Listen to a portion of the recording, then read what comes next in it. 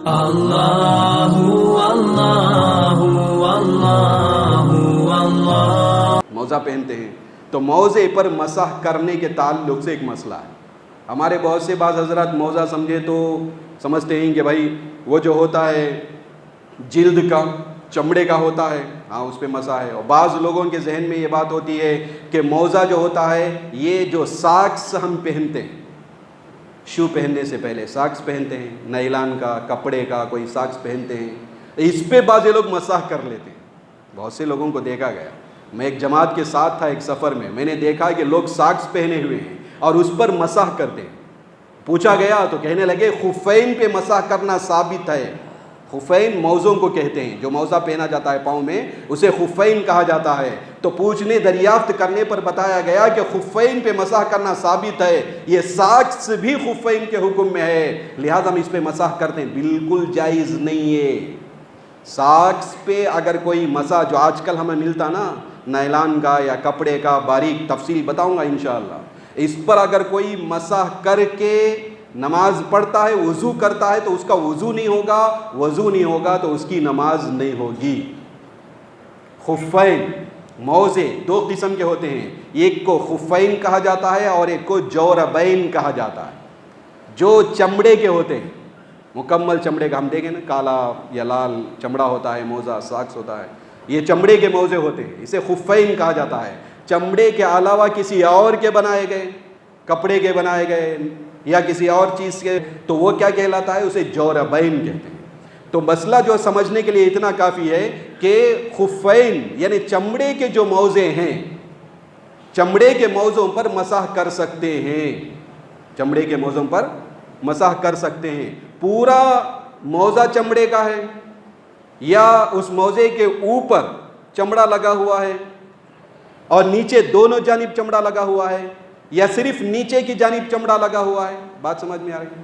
پورا چمڑے کا ہے ایک صورت، اور دوسری صورت اوپر اور نیچے چمڑا لگا ہوا ہے اس موزے میں، دوسری صورت، تیسری صورت نیچے چمڑا لگا ہوا ہے اس موزے میں جو ساکس ہم پہنتے ہیں، سمجھے؟ تو اس پر مسح کر سکتے ہیں، چمڑا لگا ہوا ہے اور یہ موٹا بھی ہے، ثقیل بھی ہے، تو اس پر کیا کیا جا سکتا ہے؟ مسح کیا جا سکتا ہے۔ پیر نکال کے دھونا ضروری نہیں ہے، پیر کو ایسے ہی دھوئے بغیر اس پہ مسح کر سکتے ہیں۔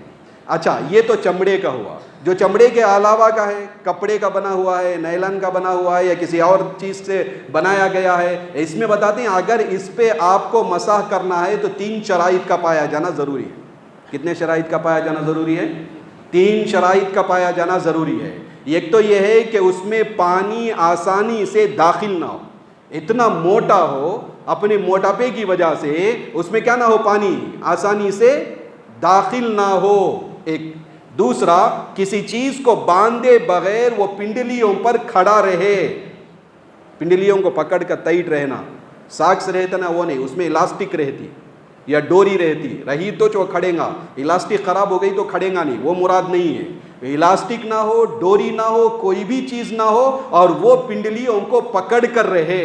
یہ تیسری چیز، وہ پہن کر، صرف وہ ساکس پہن کر تقریباً 5 کلومیٹر، میل کے تعلق سے آتا ہے 2 یا 3 میل، کلومیٹر کے اعتبار سے تقریباً 5 کلومیٹر وہ ساکس پہن کر، موزہ پہن کر چلا جائے، پھٹا نہیں، نہ پھٹے وہ شو کے بغیر۔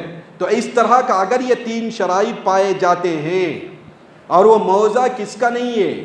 چمڑے کا نہیں ہے، کپڑے کا یا کسی اور چیز سے بنایا گیا، تو یہ جو موزہ ہے ان 3 شرائط کے پائے جانے پر اس پر مسح کر سکتے ہیں، اس پر کیا کر سکتے ہیں؟ مسح کر سکتے ہیں۔ اگر یہ 3 چیزیں نہیں ہیں تو پھر مسح کرنا جائز نہیں، صحیح نہیں۔ لہٰذا کوئی ساکس جو آج کل جو دکانوں میں جو ساکس ملتے ہیں، نرم بالکل جو ہے باریک جو ساکس ہمیں ملتے ہیں دکانوں میں، اور جس میں پانی داخل ہو جاتا ہے اور جو پنڈلیوں پر بذات خود ٹھہرتے نہیں اور جس کو پہن کر دور تک چلا نہیں جا سکتا، پھٹ جاتے ہیں، ان ساکسوں پہ ہرگز مسح کرنا جائز، بولو بھائی، جائز نہیں ہے۔ اگر کوئی کرے گا، ہمیں دیکھے حضرت فلاں حضرت بولے، فلاں حضرت بولے، فلاں جماعت ہم نے دیکھا وہ فلاں جماعت کے افراد نے اس طرح کیا اور فلاں جماعت کے، بالکل نہیں۔ آپ کو مسائل مکمل جو واضح مسائل ہیں، جو صحیح مسائل ہیں یہاں پہ بیان کیے جاتے ہیں، آپ کے سامنے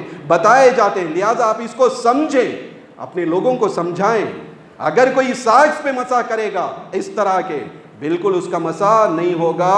جب مسح نہیں ہوگا، وضو نہیں ہوگا، وضو نہیں ہوگا تو اس کی نماز بھی نہیں ہوگی۔ بھائی پیروں کا دھونا بہت ضروری ہے، یہ قرآن کا حکم ہے۔ وضو میں پیروں کا دھونا بہت ضروری ہے اور یہ قرآن کا حکم ہے۔ مسح جو کیا جاتا ہے موضوع پر، احادیث بہت زیادہ حدیثیں ہونے کی وجہ سے موضوع پر مسح کی اجازت دی گئی۔ خفین پہ مسح کی جو اجازت دی گئی اس پر بہت زیادہ حدیثیں ہیں۔ کتنی؟ 80 حدیثیں ہیں خفین پر مسح کرنے کی۔ کتنی حدیثیں ہیں؟ 80 حدیثیں۔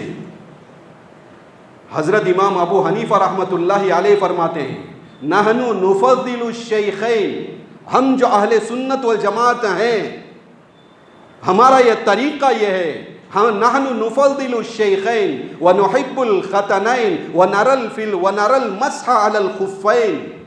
اور فرماتے ہیں کہ ہم جو ہے شیخین ابو بکر و عمر رضی اللہ عنہما، ان دونوں کو سب سے زیادہ فضیلت والے ہم شمار کرتے ہیں، ان کی فضیلت ہمارے نزدیک ثابت ہے۔ اور پھر اس کے بعد حضرت عثمان اور حضرت علی رضی اللہ عنہما، ان سے ہم محبت کرتے ہیں، ہم اہل سنت والجماعت ان سے محبت کرتے ہیں۔ اور پھر ہم مسح پر، ہم خفین پر مسح کے جائز ہونے کے ہم قائل ہیں۔ بہرحال حدیثیں بہت زیادہ اور متواتر ہونے کی وجہ سے اور خفین پر مسح کے متواتر ہونے کی وجہ سے خفین پہ اجازت دی گئی، اور جو اس جیسے جو 3 شرائط کے ساتھ جو پائے جائیں اس پر اجازت ہے۔ ٹھیک ہے، ایک اور بات یہ ہے کہ یہ جو مسح کیا جاتا ہے، مسافر ہے اس کے لیے 3 دن 3 رات تک وہ مسح کر سکتا ہے، اور اگر مقیم ہے تو 1 دن 1 رات مسح کرے گا، اس کے بعد نکالنا پڑے گا، نکال کے پھر وضو کرنا پڑے گا۔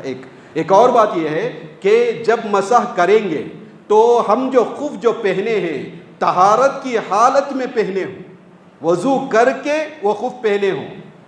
جس خف پہ مسح کیا جا سکتا، جس موضع پہ مسح کیا جا سکتا ہے، وہ موضع ہم وضو کر کے پہنے ہوں۔